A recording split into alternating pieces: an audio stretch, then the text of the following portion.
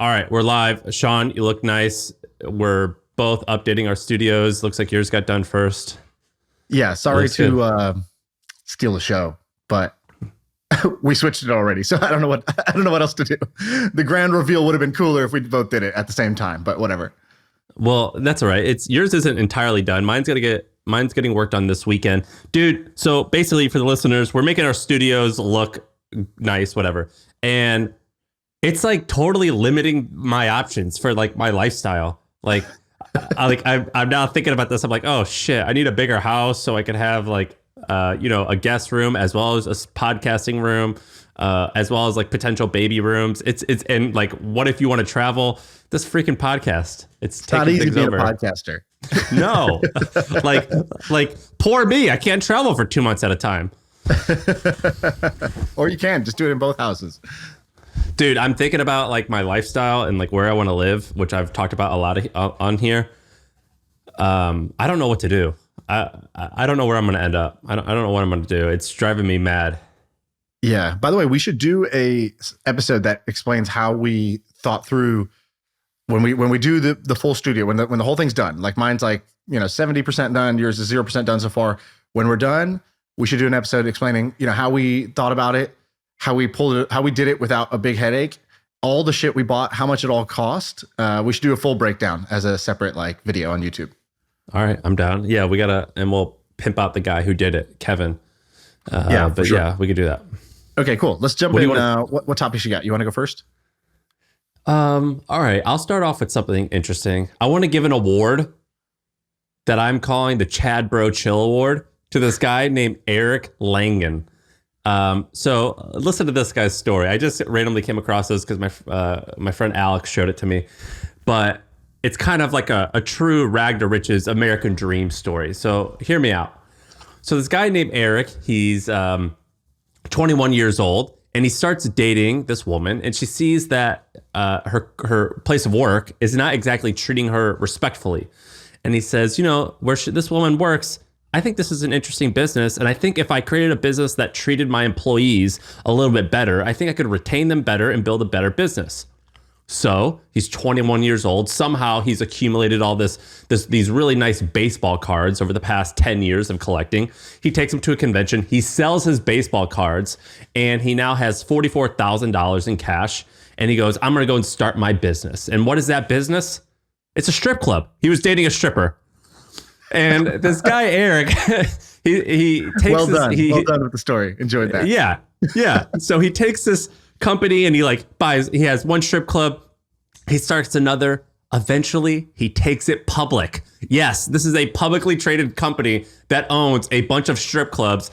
And the symbol is Rick. It's just Rick.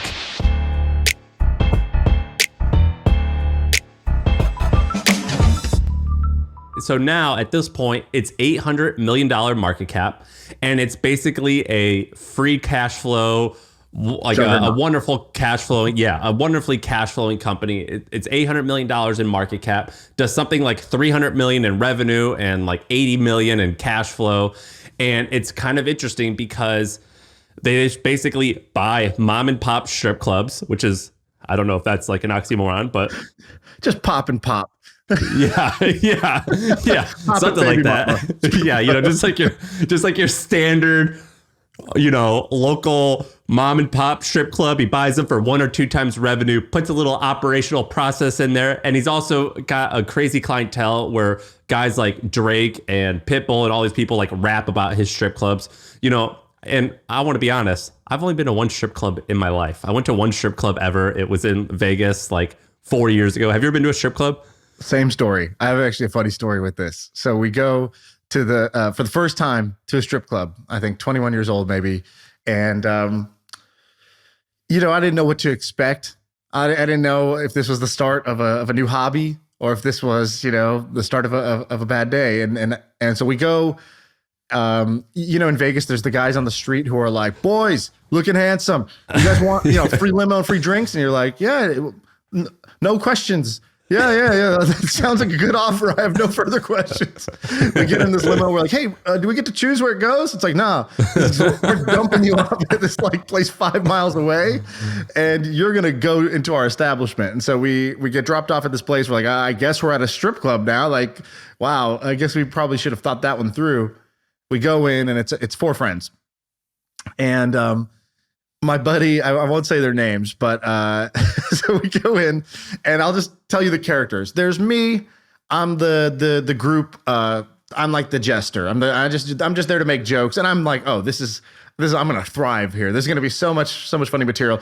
But I'm not the one who's sort of the most. I'm not the most prude. I'm not the most kind of aggressive when it comes to women. There's one guy who's like the ladies' man. This guy always gets all the girls. And when we go to the strip club, we're just sort of expecting him to take the lead. It's like, yo, ball's in your court here. You tell us, you're the man. You tell us boys what to do. And then we have one guy who's been in a relationship for like 95 years, just got out, looks like a dad. And we were like, okay, you just stay at the back. You're not going to know what to do here. You've been in a relationship for 95 years. We walk in, and within 2 minutes, we're like, hey, where'd the dad go? Like, he's gone. And we see him while we were nervously just like ordering drinks at the bar, like as if that's why we came to the strip club, was like to go get a drink at the bar. And we're using the free coupons the guy gave us up from the street. We're like trying to tear them and be like, does this count for 2 of any drink? And like, we're like, what's a spirit technically? And like, because they're like, it applies to any spirits. And then we're like, where'd he go? And then we see him holding hands with a stripper, walk into the back. And we're like, we're like, the back? We can't even see him anymore. We don't know how does he know what to do back there? We were all just like, befuddled, but now we're all like sort of like challenged. It's like, okay, challenge accepted. We don't see this guy for like 45 minutes. So we let 15 minutes go by. We assume he's going to come back. This guy's nowhere to be found. And we're like, what is going on? What is he doing back there? And then, so we kind of get nervous. We go back. And so each of us picks a stripper, and we each go to the back. So ladies' man goes with some super hot stripper. Like in the same room? No, we don't know. You just go behind this curtain. Now we don't know. I don't know where my friend is. I don't know if I'll ever see him again. So ladies' man takes the hottest stripper, goes in the back. Spoiler, he ends up falling in love with her. He literally falls in love with the stripper. He's like, dude, she's the best. And like, he's like, no, it's not about her looks. Like, her heart was so pure. Yeah. So he fell in love. That's what happened to him that night. I go back with one. Now they've got 3 kids. And I'm like, so how does this work here? I got questions. You know me, right? I started a podcast because I got questions. So I'm like, how does this work? What does this do? Do I sit here? Can I sit anywhere? Like, and I'm like, do I tell you or you tell me? Like, who's in charge? And I'm got so many questions. She literally asked me if I'm a cop because I asked so many questions. And I'm like, no, I'm just a curious guy. So that's my experience back there. I just use it as an interview, an unrecorded podcast, basically. And then our buddy, the dad, finally comes out. We're all done. We all just like 15 minutes, $75 later. We're like, I don't know what the hell just happened. I spent all my money. And he comes out and we're like, dude, what happened back there? And he told us 2 things. So we asked him 2 questions. We said, where did you go for so long? And how did you have the confidence to do that? And the second was, why'd you pick her? Because she was not the best looking, in the bunch. And so he goes, oh, I just asked her for a tour. And so she gave me a tour of the whole building. He's like, no, we didn't do a lap dance. No way. And I was like, oh, we thought you were doing something cool. And then we all got peer pressured. And it turns out we were wrong. Second, we were like, why'd you pick her? He goes, oh, I didn't know you get to choose. He goes, I thought it's like Harry Potter, like the wand chooses the wizard. That was like the epic line. And so forever, we've just always said that the wand chooses the wizard whenever you end up making a bad decision. That's hilarious. I actually lied. I didn't remember the first time I went to a strip club. It was in Neville, Medora. My buddy in Texas was taking me to my Thursday 6 p.m. flight, and he goes, "Let's actually go at 2. Let's go out to eat." I go, "All right, cool." He goes, "I got the perfect place in mind." And so he takes me to a strip club next to the Austin, Texas airport called the Landing Strip at 3 o'clock on a Thursday. And we get there, and I'm like, "What do we do?" And I remember, and he's like, well, let's just get lunch or something. And so I ordered like chicken fingers and fries. And the lady comes up to me as I'm sitting down, like puts her hand on my shoulders, like, hey, you need anything? And I was like, yeah, like, Catch up. Some ketchup would be nice. and she like is like all like defeated and brings the ketchup and and I remember texting my girlfriend at the time, now wife, and I was like, hey Sarah, I'm at a strip club. We're just getting lunch. Do I like tip them extra? Because all I did was ate lunch and it was only $6. Like, what do we do? It was the same thing. Incredibly awkward situation, very uncomfortable. But I read about this company and I thought, how interesting. And this guy, his name's Eric. He the CEO of the company. It's called what's it called? It's called Rick's.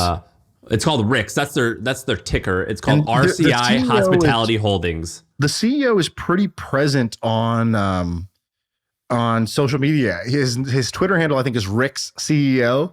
And so, you know, he's pretty active. And I think the other thing that's interesting is like we were going to do this for the Milk Road because strippers know a recession is coming before anybody. And so we were going to send our writer to talk about like, hey, what's going on in the markets? I was like, oh, just go to a strip club and just ask the strippers. They'll tell you. Like, we'll be 1 week ahead of the news. And he's like, what?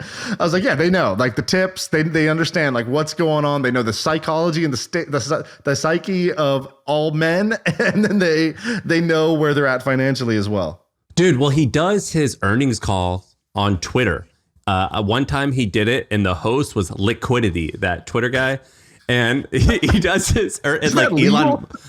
I don't know, but Elon Musk was like sat through one of the earnings calls, and it's incredibly interesting. He's also they're also coming out with a like a new like OnlyFans thing called Admire Me, which is like an OnlyFans but for their dancers. He calls them entertainers, and so like if you're an entertainer at the strip club, you know, you can like create a small side hustle with your clients.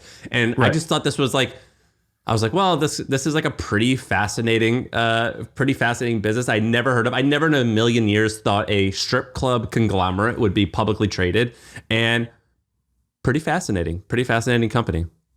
Yeah. All right. Well, I don't have much to add. The sort of Juan chooses the wizard was the ending of my knowledge about strip clubs. At that point, I retired from the game. By the way, are you doing something for Black Friday? Like for your like your with business? My family? No. Are you like selling discounts and stuff? What as an e-commerce owner, what's your opinion on Black Friday? So I think I'm doing it wrong because everybody else is like Black Friday, biggest time of the year. People are sending memes in the group chat that's like you know, the 300, the Spartans when they're charging and they're like, we're ready for Black Friday. And for 2 years in a row, Black Friday has been, you know, a big disappointment. And the reason why I guess like people think about Black Friday, what it should be is like basically November should be double your other sales months. So you should kind of get a 2X. With that 2X, you're going to have a lot of profit. So like I think that's why they call it Black Friday, because you end up in the black. I don't know if that's true or not, but like, yeah, that's somebody told me that. Did you just make that up? You generate a lot of your profit for the year during this kind of like this last push of the year. That's how you go from the red to the black.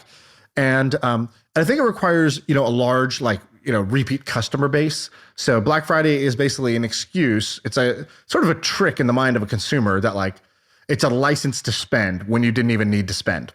And so you get a lot of returning customers coming back. So without having to do more marketing necessarily, you're going to get them back. But you're also steeply discounting. Then if you're marketing at all, like you have your marketing spend, you have your discount spend. So I'm like, where is all this profit that other people speak of? Hasn't worked for us. We've had way bigger months outside of November both years. This year's doing good, but like, I don't know.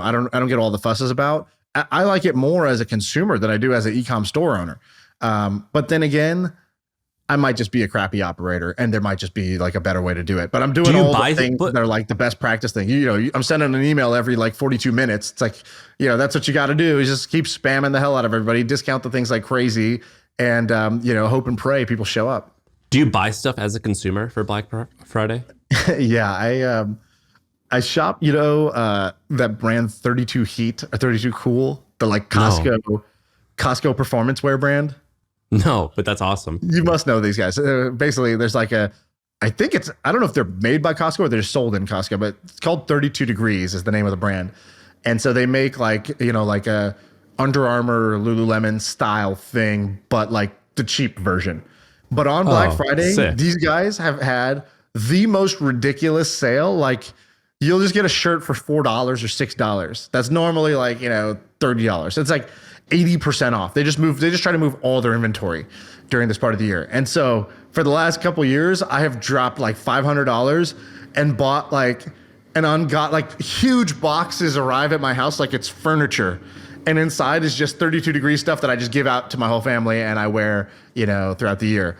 But that's the only thing I did on Black Friday. And then sometimes I'll go scroll Amazon and see what they got. Dude, I think we need to boycott Black Friday. Black Friday is the worst. I think it's just people buy, George Carlin said this funny thing. He's got this whole like skit, it's a famous comedian on stuff. And he's like, a house is just basically a pile of stuff with a cover on it. And you buy a second house, it's really just so you can store more crap. You can store more stuff.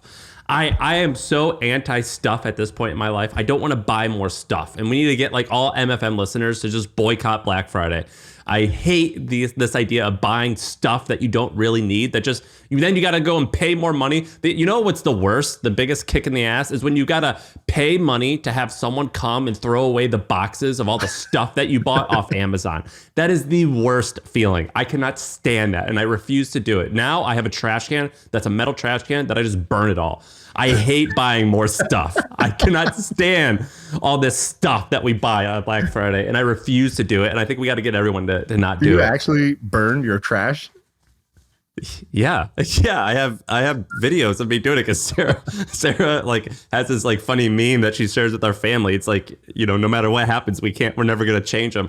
But dude, I'm not paying money to throw away Amazon boxes. I refuse to do that. That's crap. Yeah, I paid like $600 to have 1-800 junk like come haul away a bunch of boxes for crap that I bought.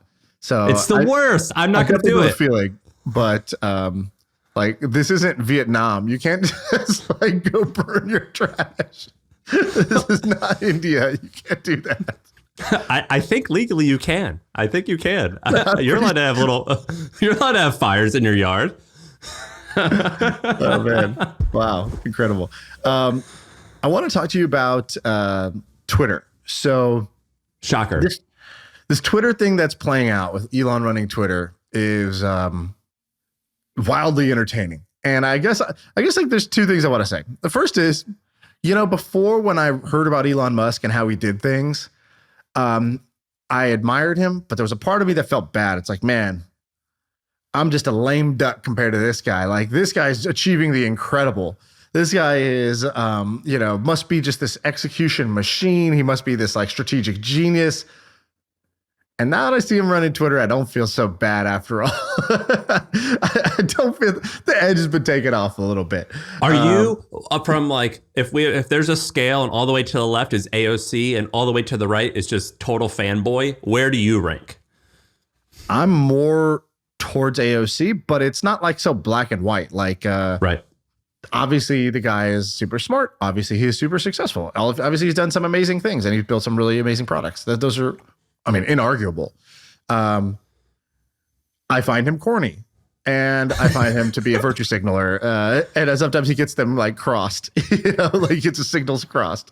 He'll be like, it'll be like yesterday he tweeted something out like he like reinstated Trump and they were like, yo, why don't you reinstate Alex Jones? Alex Jones. Yeah, I saw that. And he was like, then he wrote a poem and then the guy was like, what? And then he wrote a poem about like, the suffering of children, blah, blah, blah. And then they go, no, but really like by the same logic of why you would reinstate one person, why would you not reinstate, Alex Jones? I don't agree with him, but I'm just curious about that policy decision. And he goes, my first child died in my arms. I felt their last heartbeat, and I will never, so I can't. I will never allow somebody who like use the suffering of children for profit or fame or gain in some way. Right. Fair sentiment. Okay, great. Very emotional sentiment. That's fine. But at the same time, constantly be talking about free speech and like how it shouldn't be one person deciding. Whatever. It's like, well, that's you now deciding, where you're drawing the line off of your random personal experience that traumatic and sad. is a little bit strange, right? And so like, whether you disagree or agree with Alex Jones is sort of irrelevant. It's just sort of like his virtue signaling about like his like sad experience got in the crossfire with his virtue signaling about how hardcore he is about free speech. He said this himself. I'm hardcore about free speech. I'm hardcore that as long as you're not doing something, as long as you're not like, breaking the law with what you're saying, then you should be allowed to do this. And so like there's, some things there. Anyways, point is, I think he's obviously really talented. He's probably going to have success with Twitter, but, definitely has like, I consider myself to be somewhat impulsive. This guy's like impulsive to the max. And on one hand, I think there's like a kind of a brilliant method to his madness of what he's doing. Like he basically came in and just did a hardcore culture reset. He's like, let's just get rid of everybody who's in charge. So day one, fired the CEO, CFO, CMO, all of them. Walked them out the door. All right, that's day one. Shot the leaders. They're out. Next, he like basically cut like half the employees. Then he cut another half after that. Trying to be like, yo, this is going to be hardcore work environment and like none of that soft shit anymore. And like, I think ripping the Band-Aid off the way he did while harsh and like, not that graceful, just like doing it via an email saying like, reply hardcore by 3 p.m. or you're out. Probably could have been a better way to do it, but like, nonetheless, it's very effective and ballsy. So I like that. Yeah, I like that too. Along with that comes cutting a bunch of the burn down. So trimming a bunch of the fat, making it a more financially healthy thing. But now I'm like, okay, what are the scenarios? Like, how can this play out? Like, what are the different ways that this can go? And like, what's the bet? And so I kind of wrote some of these out. I'll give you my 3 scenarios. Okay, so I'll do them from. And I'll rank if I agree with each of the 3. I'll rank most likely.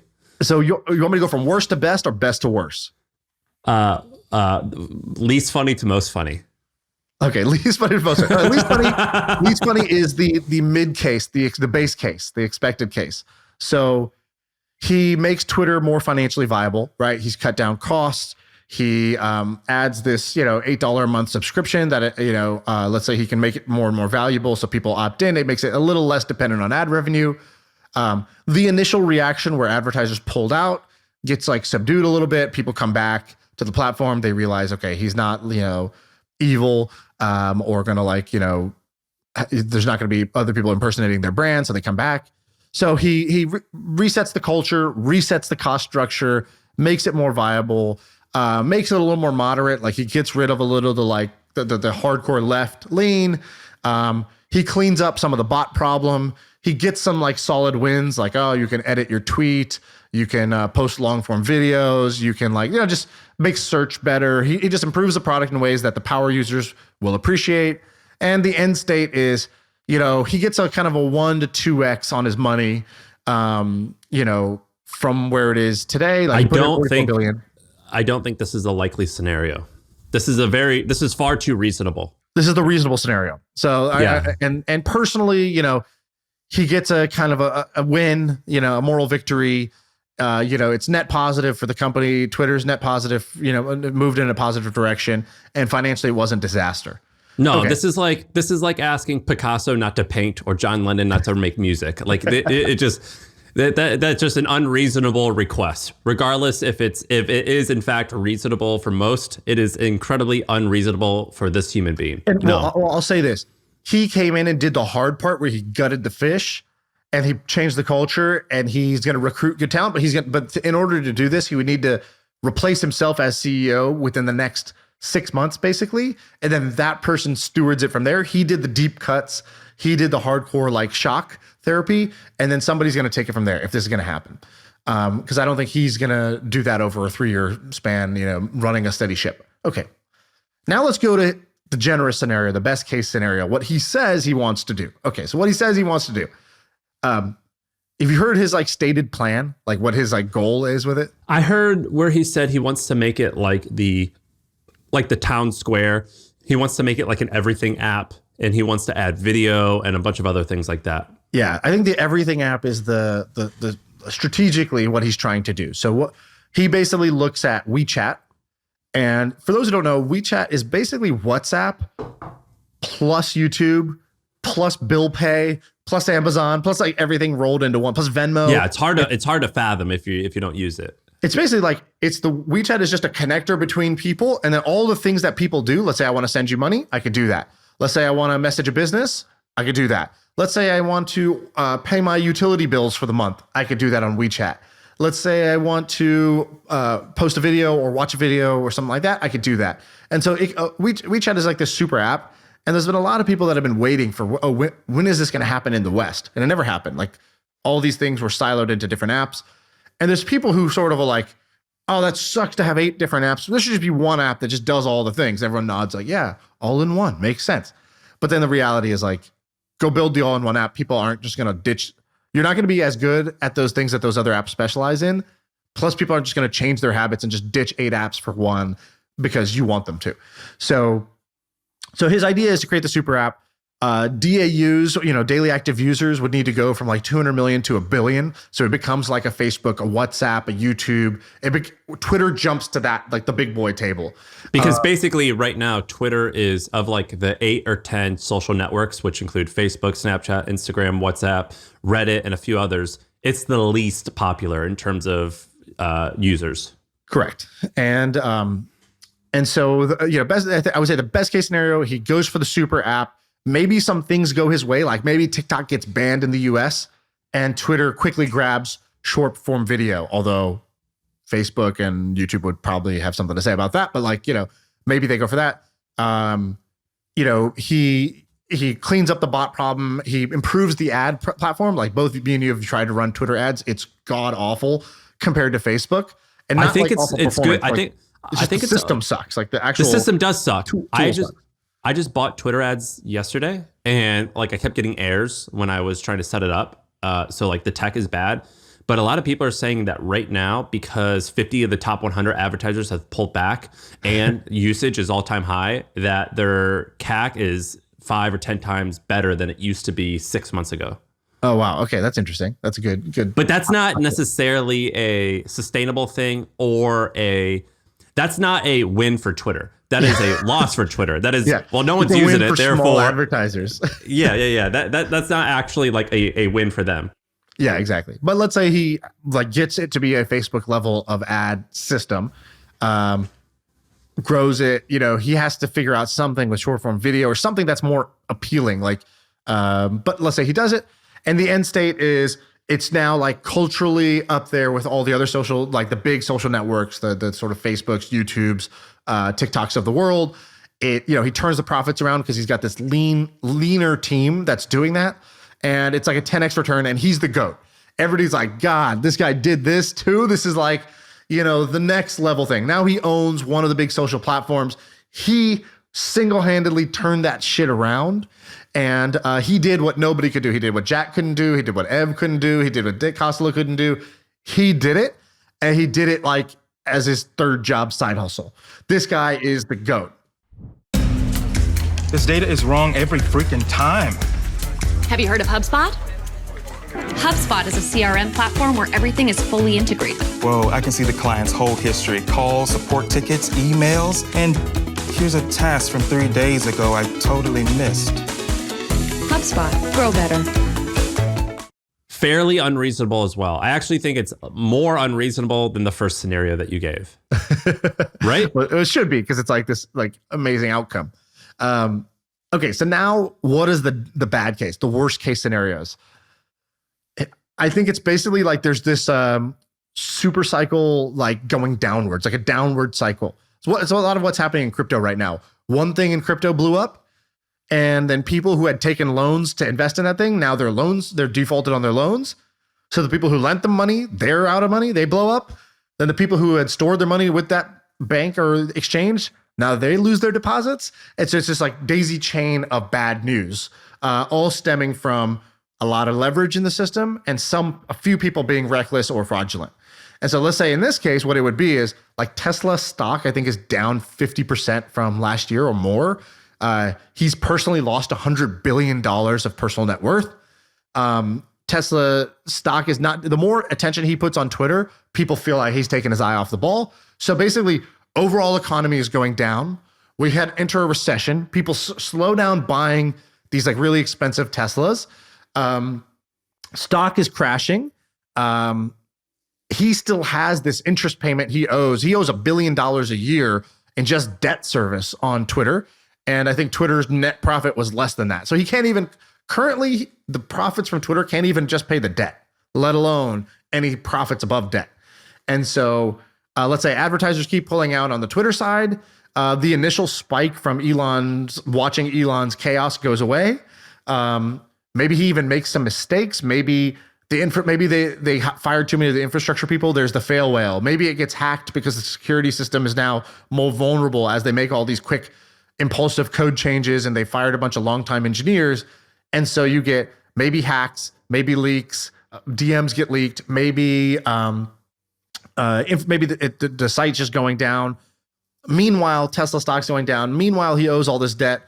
If all of this starts to happen, basically like a financial sort of like cave-in occurs, and Elon ends up and he's getting sued by ex-employees. He's getting sued by advertisers who said, "Hey, our brand got damaged because you verified some fake account for $8 that then said, we don't like Jewish people," or whatever, right? Like, so he's getting sued on all ends, and Elon ends up, fat and broke, right? So that's the like worst case scenario on that side. React to that one. So, you and I both watch UFC and boxing and stuff like that. And there's this like famous sentiment that says like basically nearly all champions, they leave the career on their back, meaning if you don't get out on top, which only a few people have, Khabib, Mayweather, George St. Pierre, only a few people have these guys. If you don't follow that, those were like the best people, and they all quit when they were winning. If you don't leave at the top, which very few people do, you get knocked out and with an injury that devastates your life, and you end up like Muhammad Ali and you can't talk. And I think that is the same. What's true in boxing and UFC is also true for business. And if we look at history, that tends to be the case of people who keep pushing and pushing and pushing. Inevitably, you're going to lose at one point. But the bigger you get, if you keep taking these really big, like bet the farm type of risks, you're gonna lose more and more and more. And I think that there's some examples of like a Jeff Bezos saying like, all right, this fucking worked. I got to pass on the torch. I don't think a guy like Elon has the ego control in order to do it. And I think that what you are saying for this final scenario is more likely to happen than the other two. I don't think he's going to be able to hand over the reins. And I think that potentially this will be the phrase isn't career ending, but like maybe like a power ending move or something like that. Right. A fall from grace. Yeah, a fall from grace. I think that could happen. I think that even, you think about a guy who's worth 100 billion or whatever he was worth, and you think like, well, there's no way a person like that can blow that. And I actually think that regardless of the fortune size, you can blow it. And buying a $50 billion asset that isn't quite working wonderfully is a really good way to blow it. And I think that could be the case here. But I don't think he'll admit, because he's just like, he's crazy. I don't think he can admit a lot of like weakness or fault. Yeah, his core assets, Tesla and SpaceX, are like high risk like assets. They're not like these, it's not whatever, the railroad company that's just like a steady utility company that's just gonna print cash and growth 2% a year. These are themselves pretty volatile assets that the market has really pumped up. And as the market has turned, like those are going downwards for sure. Now, how fast and how hardcore, and if he keeps selling Tesla stock in order to keep Twitter alive, it's going to be like Elon's distracted. His priority is Twitter. He's selling the stock. And what else is he supposed to do? Where else is he supposed to get money in order to like fund a money burning business like Twitter? And so, I think there are some downside scenarios. Do I think he ends up broke? No, I think the guy will never be broke. No. Do I think that he goes from where he was, richest man in the world and probably considered the greatest entrepreneur in the world, to 2 years from now, Twitter ends up as a disaster, maybe bankrupt or sold, takes a $20 billion loss there, plus Tesla stock in the meantime has lost him maybe another $100 billion or more. And he's no longer the richest man in the world. He's no longer seen as this, Iron Man invincible type of dude. He's been hit with lawsuits and Me Too's and, news leaks constantly is what I predict is going to happen in the next 2 years. For sure. It's going to be He went from golden boy to now he's going to be guy who can't do anything right. It's just going to be constant leaks and hit pieces, I think, for the next 2 years for him. I think the Elon case study is not necessarily how smart a human being is. I think of Elon before and I was like, this guy's a genius. He's amazing. I actually think it's more a case study. He is intelligent. I think that there's definitely other people as smart as him. I think what this is more so a case study of the capacity to suffer. And what I am continually shocked by is his ability to suffer for longer periods of time and to add more suffering. Just like plate. they're just people are just dumping suffering into his truck and they're just tossing it on there. And it's like, when is this truck going to break? And I'm shocked it hasn't so far, but I believe in like everyone has a limit, and I'm just shocked we haven't hit it yet. Maybe this is it, but it's pretty amazing. Like if you talk to people about him, I do, and he'll even at one point he said, death would be a relief to me. Someone was like, are you afraid of dying? He goes, no, it'll be a relief. And I think that he just has done a decent job of being funny and laughing in spite of suffering. But I think that he's lonely, and I think that his life sucks. I think he lives a generally unpleasant, unhappy, suffering life, and that's what he's chosen to do. And there's going to be a limit to it, and I think that this could be that limit. I think that is true of all the greats, though, or most of the greats, right? They're sort of tortured souls, so I think that's true for a lot of people. One other signal that I think is kind of in his favor or kind of bullish. Do you know this guy, George Hotz or Hotz? Love him. We got to get this guy in the pod. This guy is one of those freaks that I love. He is a total freaking weirdo, and just he's a punk rocker. Is what he is. Tell people his background, and then I don't know if you've been following what he's doing with Twitter, but I'm going to tell you that. So years ago, when Shaan and I both lived in San Francisco, I think he started out of like a hacker house, didn't he? Where like it was like just a hacker house with a bunch of like computer guys, and he starts building a self-driving. Not a self-driving car, but technology that you can add to most cars. And it's called comma.ai, I believe. And he starts a self-driving car and he makes these crazy predictions. And like, there's one story of like a journalist coming to see his self-driving car technology, and he's driving throughout San Francisco, and they're like, this is amazing. When did you get this to work? He's like, oh, just this morning.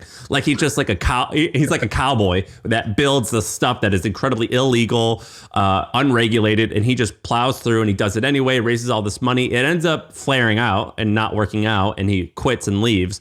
But he's very outspoken, very opinionated, clearly a smart guy, and kind of a punk rocker in terms of like self-driving cars. He makes fun of all his competitors, including like GE and Ford and all this stuff. And so he's kind of a loose cannon, but kind of in a good way, in my opinion. So two things. One, I don't think Comma has flamed out. Like I think it's still going. I don't think it has not become the winner, but he did resign as CEO, president, or whatever. So the company's still alive. But before that, you know his backstory. I think he was the first guy to jailbreak an iPhone. And he jailbroke like a Tesla too, I think. He jailbroke an iPhone. Then he hacked the PlayStation. So he hacked Sony, which was pretty huge. And then he was doing something with a Tesla. And I remember at the time there was some story. Sorry, I don't have this in front of me, but there was some story where Elon basically offered him a job or something like that. Yeah. So Elon offered him, it is what he claims. Elon offered him $12 million minus. So basically he's saying, I'll give you 12 million. Or let me explain it differently. He did a demo that showed he had the self-driving car technology, and it wasn't using at the time what was the kind of the core technology for the vision system, which I think was Mobileye. Mobileye was the hot company. It's what Tesla was using. George Hotz made a version of that without using Mobileye. And Mobileye was kind of limiting and kind of sucked and kind of expensive, so Tesla wanted to get off it. So he says that Elon made him an offer, which was, I'll give you $12 million for this technology, minus $1 million for every month that it takes you to do the task. So like, if you give it to me today, it's 12 million. If it takes you 9 months, just a pissing match between two people ready to play that game. Exactly. And he's like, if you can create a driving system that replaces Mobileye that Tesla was using at the time, and then they kind of walked that back and whatever, and so they had basically discussed, do you want to come work, whatever? No. So then he creates comma.ai, which was the idea was like, you don't need to buy a Tesla that has like self-driving. Like, what about all these other millions and millions of cars that exist? What are they going to do? Just be left in the dust? He's like, no, I'm going to build a retrofit system. So you could put this on a Honda Civic and install this thing on the top and this thing in the dash, and then it will be able to be self-driving, right? Like, we'll install the cameras and the technology so that your car can be retrofitted to be self-driving. That was the dream of that system. So he's this hacker guy, brilliant programmer. Also very, very entertaining guy. Like, he's sort of like, we've talked about Martin Shkreli's live streams where he like looks at stocks and finance and things like that. And then this guy, George, does the same thing. He'll live stream himself, figure things out. So the other day, he's the real deal, I think. I mean, I think that examples like that, you're the real, I don't think he's full of it. I think he's a loose cannon, but I think he's the real deal. Yeah, agreed. So the other day he goes live on Twitter live streaming video, and he's like, let's see how Twitter works. All right, I'm just gonna like, I've never looked at the Twitter source code, but like I don't work there, so I don't have access, but like just right click, inspect, and let's see what they're doing. Okay, so what is this? Okay, this is the login prompt. What if I remove this? And he starts messing with it. And he's like, so how does this work? And he's like trying to play with it. He's just talking live while he's doing it. What platform is this on? So he was doing it on Twitter. He streamed it live on Twitter as the video. Then he he does Twitch a lot and things like that. So then he tweets out to Elon. He tweets out about the hardcore. He tweets out Elon's like hardcore email, and he's like, "This is great. This is like exactly what it takes to win, and like, you know, people should be jumping on this." And immediately he starts getting backlash. People are like, "Oh, yeah, you know." So this guy's asking you to work twice as hard for less money, and without giving you extra pay. Like, oh yeah, we should all just be slaves to this billionaire. And people are like ragging on him in the comments. And he goes, dude, can you imagine the excitement of getting to work on this right now? Like, this is amazing. Screw it. I'll put my money where my mouth is. Hey, Elon, I'll do a 12-week internship. I'll work for free. And I want to come help you fix Twitter. And he took it. Elon goes, sure, let's talk. And then George goes back, here comes the pissing match. He goes, my number hasn't changed, which is just a hilarious thing to be like, you call me and let's let it be known you have my number. That's what he said. He goes, that's what his reply was. He goes, great. My number hasn't changed. And oh my God. And then so he agreed to, so he's there now. So he joined Twitter. He agreed to, Elon gave him the problem. He goes, you're going to fix Twitter search. You have 12 weeks to do it. And so he's publicly trying to fix Twitter search right now. And he's tweeting out every day the shit he's doing. And he agreed to work on this for just the cost of living stipend. He said he makes, he's going to make $2,000 a week, I think is what he said. The cost of living in San Francisco. So $8,000 a month. And this is a guy that like is a multimillionaire, basically cannot be hired for a job. He's like an entrepreneur that could snap his fingers and get funding again. Well, and he's tweeting as he goes. I just saw him tweet something, and the first line was, I don't know if I have the authority to do this, but, and then he like said what he wanted to do. And I was like, I'm in, you got me. That's a beautiful first sentence. I'm following your journey. And one of the things he did, he goes, all right, I'm trying to fix a search thing, but I need somebody to he wanted somebody to do like just a front end design task, which like most real programmers aren't good at that stuff. And so he's like, I want it to just autocomplete. Like, when I open search, he goes, for some reason, it shows me like just this random follower of mine's name. He's like, no, it should prompt me on the ways that I can search, like search people, search for hashtags, search within my likes, like show me what the things I can do. He goes, don't send me a resume. Don't tell me it can't be done. Just send me a code snippet that I can plug in and it works. If you do that, you're hired. That's the interview. So it's wildly entertaining to watch this guy do it. And I think this is part of the bull case of, well, if Elon can get like real hackers and real people who are like ready, it's kind of like a movie when it's like, oh, the old gunslinger, they go to his house, he's retired, but he agrees to dust off the old boots and get back out there. Like, it's like, hey, John, if he can assemble, we have a final mission for you. Yeah, exactly. Like if he can assemble, I told you, I'm retired. Be like, yo, this is Ocean's 11. We're gonna go do this shit. It's like a 3-month gig. Just get off your ass and come do this. It's also the bear case though, because that sounds great and all when you're just getting something going. It doesn't sound good when I have all types of private stuff in my DMs that I would not want to be public. I share like intimate things, like, like I'll complain about other people, or I'll like say like, hey, how are you solving this problem? I can't figure it out. I don't like the fact that people are doing things this way when there's already 300 million users and there's a lot of like payment information and like intimate information on this platform. So I would say it's also a bear case. Yeah. By the way, on that, so Elon goes, all the messaging should be encrypted. If a gun was to my head, I should not be able to reveal what's in somebody's DMs. So we need to go end-to-end encryption. And he told the employees that. Then he goes, and then same thing. I reached out to the original founder of Signal. He's willing to help us, think through how to do this, help us implement this end-to-end encryption quickly.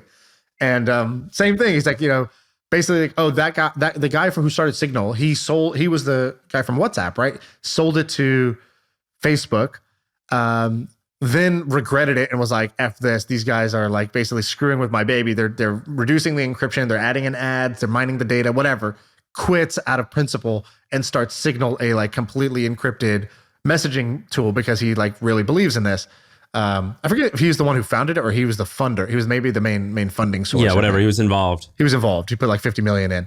But yeah, that's another example of people, getting kind of like world-class people involved.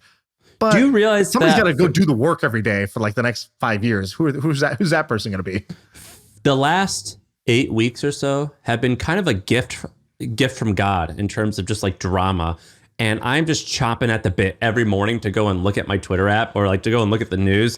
I'm loving this, man. This is a soap opera and I'm on board. I said I was off board originally when Elon was doing Twitter. And now like with FTX and all this other drama, I'm back. They got me back. Like this has just been awesome. It's been a dopamine hit like every single day, I'm fiending. I'm waiting for that next hit every morning. I check it. And so this has been just kind a of gift. The opposite, dude. I'm going the other way. I can't resist sometimes. What's that? Is it the R. Kelly thing where he's like, my mind's telling me no.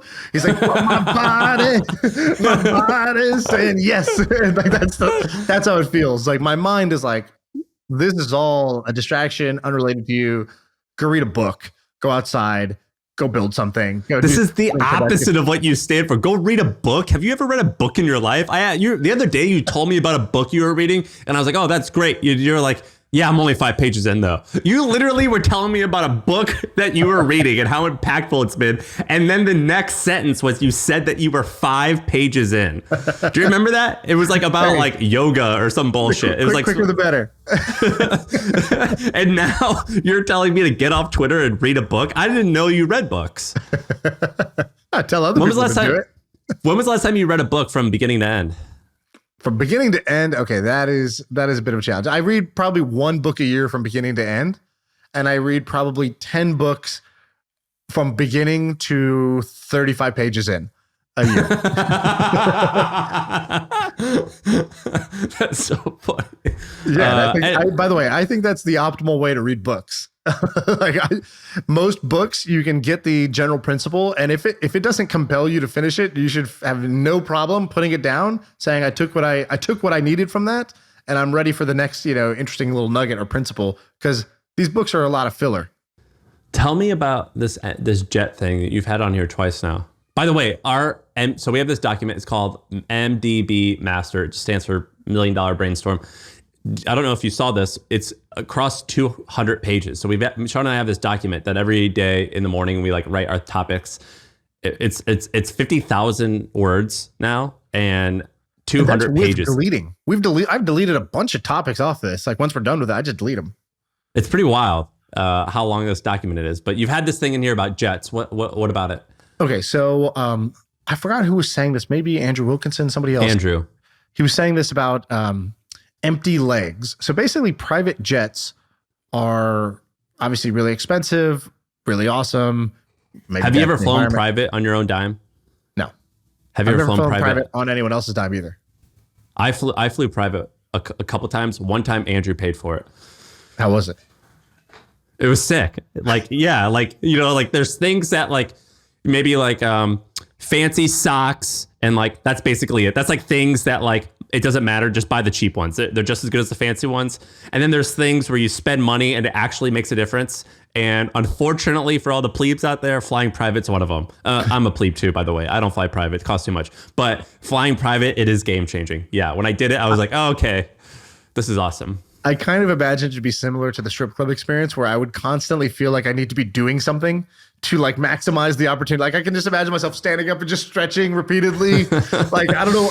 Is there caviar? I don't even like this. Dude, I read a newspaper when he flew me. I read the Wall Street Journal. I've never read the newspaper in my life, but I picked up the newspaper and I opened it up.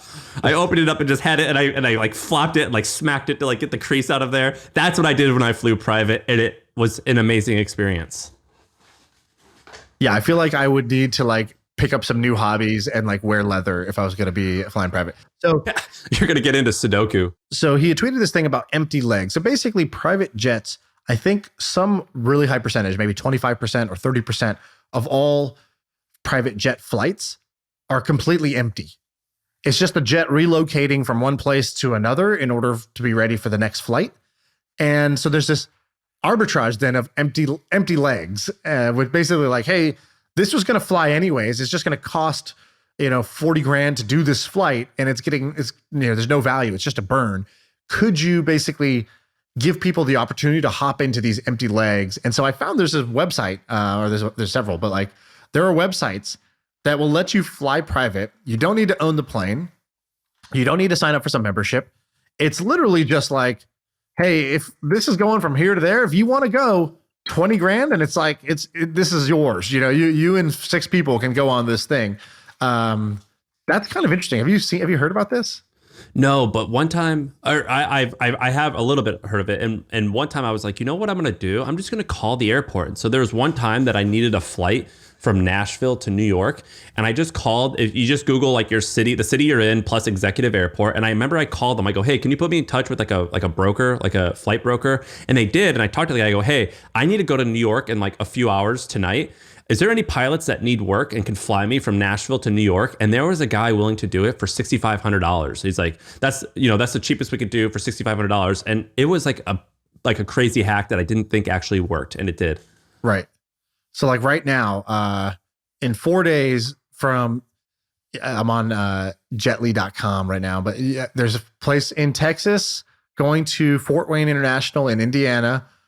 It's going there anyways, and it just says negotiable, right? You can just like, you can go do this. Or right now, like, let's see, when is this one? This is in 2 days. So in 2 days, if you're in Poland and you want to go to Italy, $15,000, and you can have this private jet flight if you happen to be going there. And you get the whole plane? Yeah, I think you get the whole plane because it's empty. How many does it seat? Let's see. So you can click. I mean, is it like, if it's a small one, it could seat 7 people. All right. So this one is going from Teterboro. Where is that? Teterboro to West Palm Beach. New York to Miami, basically. Okay. So New York to Miami. Teterboro. Okay. Let's see. This one seats 8. 8, and how much? So the one to Miami seats 6. It's $15,000. So basically that's a price of a first class ticket, right? Like for a lot of things. Yeah, and it'd be a fun ass experience with a bunch of friends. So everyone ponies up $2,000. I mean, that's a pretty cool experience. Yeah. So I thought this was kind of cool, and another like this is what Airbnb did was like they took something that was excess capacity and found a way to turn it into like to fill more of that excess demand, right? So do you know Dennis Hegstead? Mm-hmm. So he's my good buddy here in Austin, and he once a week he goes, hey, I just got a notification, Austin to, and he'll just say like somewhere in Utah, like it's a Gulf Stream, like it's normally $100,000. They have it for $20,000, and they could seat 10 of us. You and a bunch of friends want to go and do this thing. He does that all the time, and he actually pounces on him. Okay, so what else we got? You got a couple others. Life after selling. You want to do that? All right, let's. This is just an interesting thing. So I always read this subreddit called fatFIRE, and it's interesting because you don't know if anything. fatFIRE means people who financially independent, retired early. So people who want to do that, but fats, meaning they want to retire with a lot of money and not work again. And that's an interesting sentiment. Like most everyone wants to do that. They go, oh, I would love to retire and be rich and not have to work at the age of 30. That sounds cool, right? There's this common theme of people doing that and they get depressed. And that sounds like, oh, boo-hoo, like why, fuck those guys, who cares? But it's interesting nonetheless. And there's this really interesting thread that I found. So click where it says follow up.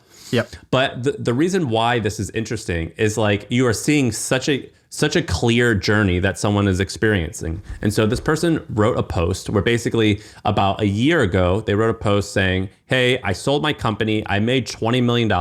Until that day, I hadn't sold a single share. I wasn't living paycheck to paycheck, but I was living a normal life. After the sale, I basically had nothing to do with the company. My wife kept working and she would just basically tell her friends that I was working from home. But in reality, I was just playing video games all day while our kids were at school. And 6 months later, doing this, I am so depressed. I hate my life. I have nothing going on. I'm sad. I need to go see a therapist, yada, yada, yada. He writes another post 10 months later and he goes, hey, this is just a short follow-up to the post that I previously wrote. But the crux of it is for this moment in my life is so good. I love waking up. I love doing what I'm doing all day. And I feel like I've got camaraderie. And basically what this guy did was he sold his company, made enough money, was depressed for a little while, and did the exact same thing again, where he went and started another company and he has 10 employees. It's cash flow positive. It's not huge yet, but it's enough to pay for the 10 employees. And I think it could be big. But what I realized was I loved the hunt doing it. And another person said, the amount of money that I made, it wasn't anywhere near yours, but I pulled the trigger and I sold the company. I made a little bit of money and I basically retired. And I floated around in my pool all day. I played video games. I read. And after about 3 to 4 months, I was miserable. I was so sad. And now, since then, I started a small business. It's never going to be that big, but I basically took one of my hobbies and I turned it into a small business. And it has a lot of challenging problems. And I've never been happier. And I thought this topic and this thread, who knows if it's real? Everyone could be exaggerating, but it's incredibly interesting because you get to be a voyeur and see other people's lives where they anonymously say their true feelings. And I thought that this was a really interesting insight that is rarely not uncovered or discussed in such a clear, straightforward way, where you see like a very like post 1, I'm sad. Post 2, I'm not sad. And I thought it was like a really interesting insight. And I went through this not as much with my company. I was happy I got some chill time, but I went to the same thing. I'm like, what do you do? What am I supposed to do all the time? And it's actually quite depressing. And it's not a topic discussed because, who the fuck wants to talk about a guy who sold his company, doesn't have to work, and now he's sad. But interesting nonetheless, and interesting because a lot of people want to do this. And it's cool to see that it's maybe not all that fulfilling. And basically, particularly type A's who have the ability to do this, you have to have like a way to contribute. Like I have a few stay-at-home moms in my life who, like, after their kids went to school, they're like, my life is pointless. Like I don't contribute to anything. Previously, I was contributing to my children's lives. Now they're in school. They don't need me. What the hell am I supposed to do? I'm so sad. And now this is like a really good example of that, but in the business world. So I don't know. What do you think about this? So I literally had a conversation like this yesterday with the guys who are helping set up the studio. They go, I heard, they were saying, I heard this, and they said, Alex Hormozy said this too. Like he's never been as sad as after he sold his company. He was depressed, kind of like either sad or depressed. I don't know the exact phrase, but basically the same gist of it. He sold his company, and then that was supposed to feel the best, right? But actually felt the worst. They go, what do you think about that? Do you feel that? And I go, no, I feel excited. Like I feel super excited. I'm like, oh, are you joking? Like anything is possible now, right? Like, sure, I have, a bunch of free time. And if it was always going to be doing nothing, that would feel a little bit, that would feel bad for sure. But for me, I'm very, very excited about this period of, I get to figure out what's next. And everything is possible and everything seems interesting and I'm open. And the background is you had a project that you recently sold. We'll do a whole pod on it at another point. Now you've got some free time. Yeah. And I've had that before when we sold Bebo the first time, and the same thing. Like, I've never felt that, but I have heard this now from a bunch of different people. And I remember Michael Birch, who's been on the pod and was kind of a mentor and investor in my company. he basically said the same thing. When he sold Bebo for $850 million, next 6 months were not very fun. Like, it was like a huge come down, and he's like, you can't even really talk about it because boo-hoo, poor billionaire. Like, nobody wants to hear it. And I think people take the wrong takeaway from this. I think what people take away is, oh, it's not all that it's cracked up to be to sell. Maybe that's not a good thing. I don't think that's the right takeaway, because I agree with you. I was happy that I did it, and I don't regret it at all. And it was everything plus more that it was cracked up to be. Exactly. I think the real takeaway is that humans need, a purpose and a direction where they're going to direct their talents and their energy and their focus. Without that, you will be sad. And so the question is, and sometimes in between things, you won't know exactly what that purpose needs to be. And that figure it out period can feel uncomfortable. Some people get sad in that period because they are so used to having that purpose. But that isn't like, it's not just sad equals bad. Sometimes it's feeling bad equals discomfort, equals being out of your comfort zone, equals growth. And so I think that the better signal or the better takeaway is, when you do realize that, hey, man, I've been filling my time and focus and energy with one thing for so long, I take that away, and now I'm going to fill it with something else, something new, something that can be exciting. But the period where I don't know what that is, that's a little uncomfortable, and I'm going to have to go through that until I could find that thing again. And that's okay. That's part of the process to figure out the right thing rather than just filling it, right? Same way that when you break up with, let's say you're in a bad relationship or even an okay relationship, but you break up because it's not the one you want. You break up. Yeah, it kind of sucks to be alone and single. There is a period of time where that does suck, but that suck is required for you to work on yourself, figure out what you want, make space for the next person. And then when you meet that next person, it's even better than it was before, but you couldn't skip that single step. If you just never did that, you would never have the better relationship in the second time. So that's kind of the way I think about it, at least. So I'll try to be really tactical here. So I've got a handful of friends who made enough money that they're pretty much set, and they built these like great companies, and they came from nothing, and then they sell, and then they want to start something again, and after 6 months they're like, oh, this can't ever be big, or it's not growing fast enough, or it's just too hard. And I'm like, man, like, had you thought that about the thing that got you to where you are, you never would have gotten to where you are. Like, you're kind of being a little punk, and you're being soft, and you need to like get past that. And I think that is like a really big challenge that people go through. And the way that I combated that challenge, or I think I've done a good job of overcoming that challenge, is, first of all, dude, getting that first sale, regardless of what you have, I think is awesome. Like, it's addicting, and it gives you that dopamine high. But second, what I did is I took my lump sum and I invested it. Just like boring 80-20, stocks and bonds. And then not entirely 80-20, because I do have like some just in like, just cash sitting there. But that account I haven't logged into in like a year and a half. Like, I just don't log into it. And I keep a certain amount of money in my checking account, tens of thousands of dollars. And then I have my credit card. And I just assume that my net worth is tens of thousands of dollars.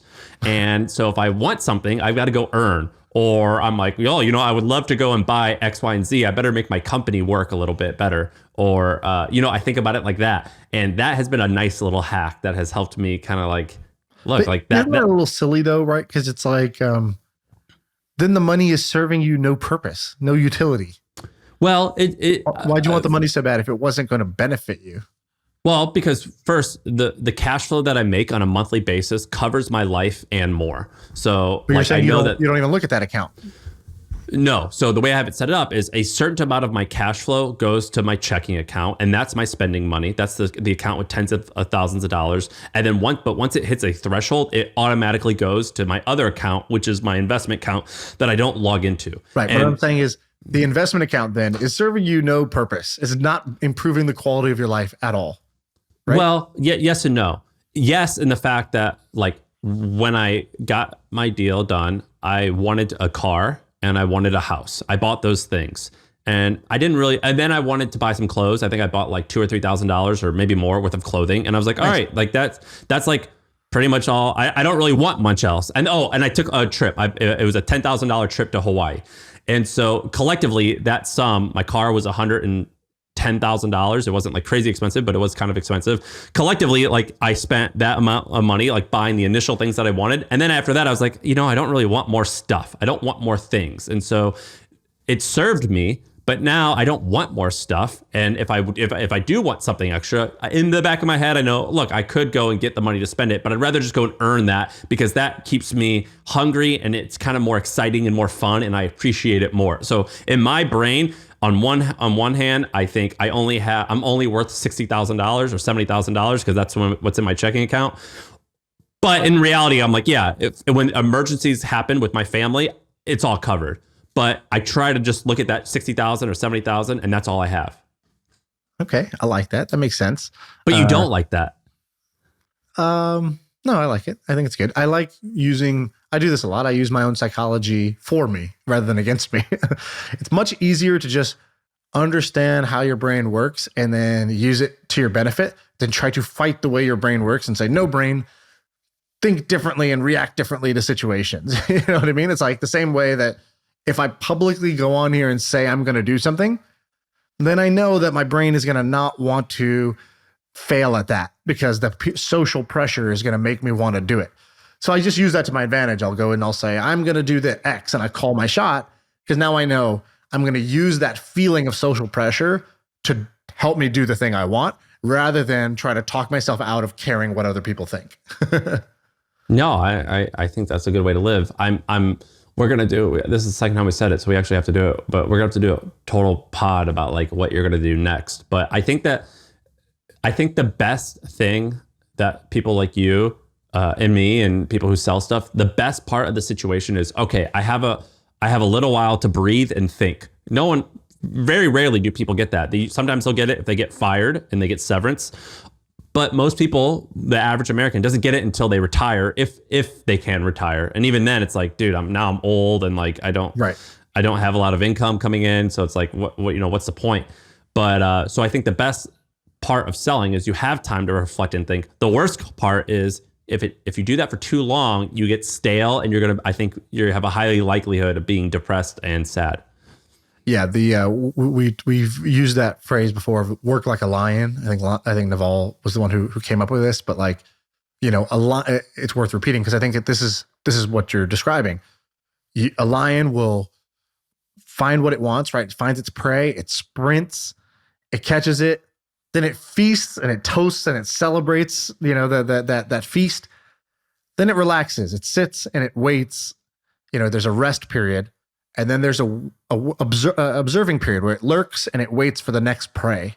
And so business is the same, right? You had a period and I had a period where we were sprinting to catch the win. We both caught the win. Then we feasted, we celebrated, we did got that out of our system. It's important to enjoy. It's important to learn how to enjoy the thing. Then you rest and you reassess and you go and you're looking for the next prey. And then for you just found your next one and you started sprinting. And I'm still in the rest and reassess period where I'm and that's what I told you was enjoy that rest though. You do have to enjoy it. And I think you truly do need like a period to rest and like embrace it, which I know is very hard for you and most people. No, that's easy for me. That's what I'm saying. I get when other people say that's difficult for them, but like, it sounds to me like a snowflakey thing to be sad about, like not to like minimize their feelings. Like I kind of get it, but no, what I mean is like, it's like, what's your perspective? It's like, my perspective is like, dude, I'm so happy with how that turned out. That was awesome. The next thing is going to be awesome. And this period is it's a different type of season in the same way that, it's nice in the winter because you kind of bundle up and you wear your fuzzy socks and you sip on your hot cocoa or whatever. It's a different season and that's to be enjoyed for its own purposes. And like, I don't feel bad for myself and therefore I don't want anybody else to feel bad in the same way. Like, I think people too easily are willing to feel bad about themselves or feel bad for themselves or to themselves or whatever. Like, it's like a form of victimhood, right? Like, I understand how it would be easy to think that way, but I do not think that way. I choose not to think that way. No, I guess what I mean is you have a pattern sometimes of jumping into projects and going all in. And I'm like, like maybe just like if you have an idea, just wait like 3 weeks and then do it. You Or know, at least like 3 hours. yeah, like, you know, like you started the Milk Road over a weekend. You like, well, you were all in on 1 or 2 other things, and then over the weekend you're like, I'm doing this, and you went all in on it, and thankfully it worked. But you could see how that could be both an advantage and a disadvantage, but that's kind of the point. That I think is very, very sage advice for me, because it's super easy to start something. You can start something in an hour, but once you start something, and if it's going to do anything, it's going to take weeks or months to make it work, to get it started. And then once it's working, now it's years to, like, you know, pay it off.